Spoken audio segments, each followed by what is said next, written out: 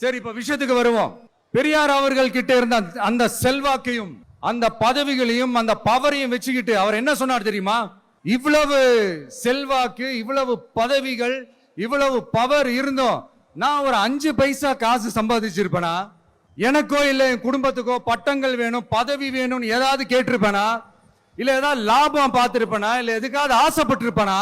ஆனா அவர் பேரை சொல்லிக்கிட்டு அவருடைய கொள்கையை ஃபாலோ பண்றதா சொல்லிக்கிட்டு இப்ப ஆட்சியில இருக்கிறவங்க என்னெல்லாம் செய்யறாங்கன்னு. அதனாலதான் சொல்றோம், பெரியார் பேரை சொல்லிக்கிட்டு தயவு செஞ்சு கொள்ளையடிக்காதீங்கயா, தயவு செஞ்சு கொள்ளையடிக்காதீங்க. அவரு பேரை சொல்லிக்கிட்டு பெரியார் பேரை சொல்லி கொள்ளையடிக்கிற இவங்க தான் நம்மளுடைய அரசியல் எதிரி. மக்களை நீங்க சொல்லுங்க, நம்மளுடைய அரசியல் எதிரி யாரு? நம்மளுடைய கொள்கை எதிரி யாரு? ரிப்பீட், நம்மளுடைய அரசியல் எதிரி யாரு? நம்மளுடைய கொள்கை எதிரி யாரு? உங்களுக்கு புரியுது இல்ல? எனக்கு அது போதும்யா, எனக்கு வேற எதுவுமே தேவையில்லை.